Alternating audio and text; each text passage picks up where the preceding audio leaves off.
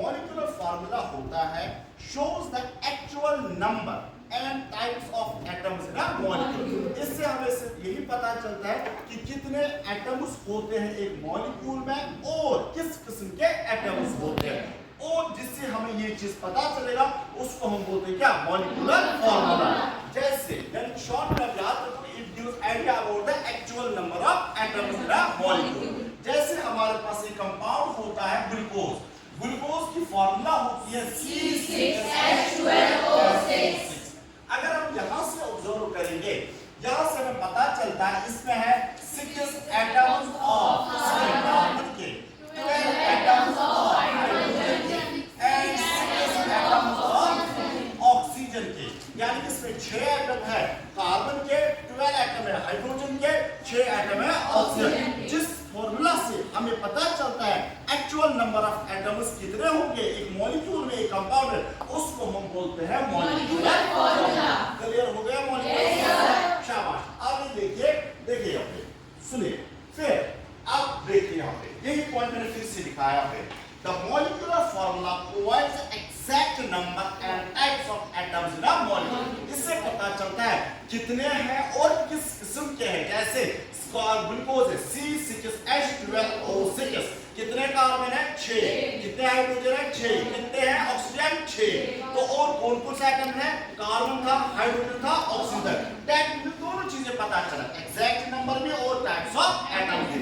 Number 2, each compound, कोई भी compound, जैसे मैंने ग्लूकोज बोला, आप कोई भी कंपाउंड ले लो। जैसे आप ले लो हाइड्रोजन पेरोक्साइड, क्या है उसकी फॉर्मूला H2O2। कितने एटम्स हैं हाइड्रोजन के, 2। कितने हैं, 2। जो हर कोई कंपाउंड होता है उसको होती है यूनिक मॉलिक्यूलर फार्मूला। क्या होती है, अपनी एक मॉलिक्यूलर फार्मूला होती है जिससे हम उस मॉलिक्यूल को क्या करते हैं, आइडेंटिफाई। जैसे वाटर है, what is the formula of water, carbon dioxide क्या है, CO2। शाबाश। ये जो फार्मूला है ये आपको पता है ये किस तरह से हम निकालते हैं, इससे हम आइडेंटिफाई। कोई नहीं बोलेगा वाटर की फॉर्मूला H2O2 C2P2, ऐसा कुछ नहीं होता है इसकी फॉर्मूला। तो दैट मींस एक कंपाउंड की मॉलिक्यूलर फार्मूला क्या होती है, वो फिक्स होती है, यूनिक होती है, जिससे हम उसको क्या करेंगे, आइडेंटिफाई।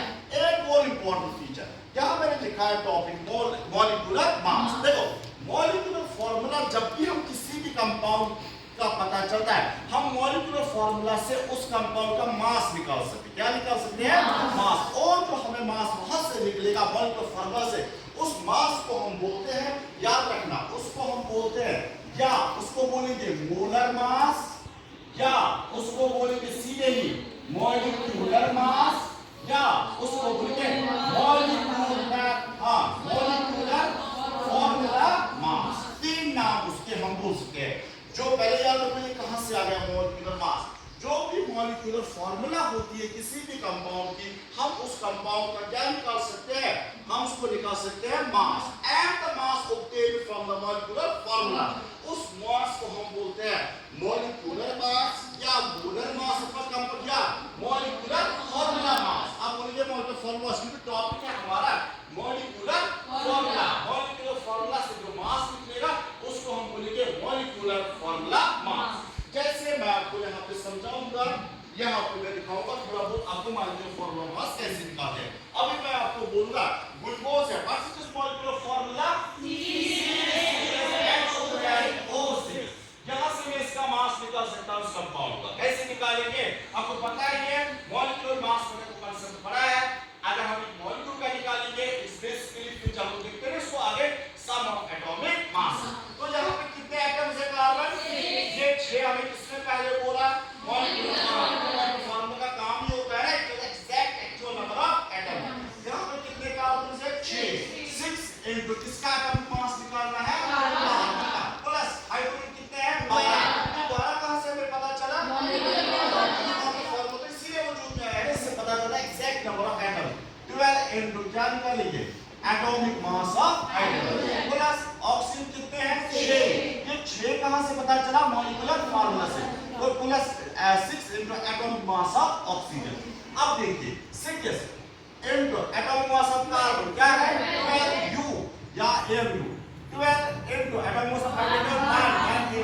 ठीक है, ये मैंने पहले आपको पढ़ाया है atomic mass, plus 6 into oxygen 16। ठीक है, अब इसको मल्टीप्लाई करेंगे, 6 into 12 हो गया 72 प्लस 21 12 6 96 इन तीनों का जब हम ऐड करते हैं 180 U और 180 M इसका यूनिट है।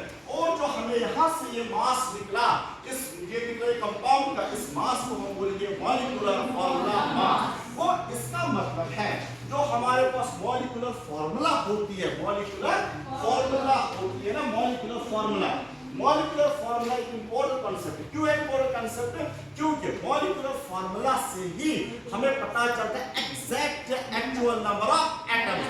जब हमें exact actual number of atoms पता चलेगा, उन्हीं को लेकर हम उस कंपाउंड को क्या निकाल सकते हैं, मास। और ऐसे मास को क्या बोलेंगे, molecular formula mass. What that means, molecular formula mass. जब मॉलिक्यूलर फार्मूला एक कंपाउंड की अगर आपको पता नहीं होगी, क्या आप उसका एक्चुअल मॉलिक्यूलर फार्मूला मास निकाल सकते हैं? नहीं। So that is a very important concept, molecular formula. Molecular formula क्या देता है? Actual number of atoms in a molecule. और इससे हम क्या कैलकुलेट हम फिर करते हैं, मास। उसको हम बोलते हैं मॉलिक्यूलर फार्मूला मास। क्लियर हो गया? कोई एग्जांपल आएगा फिर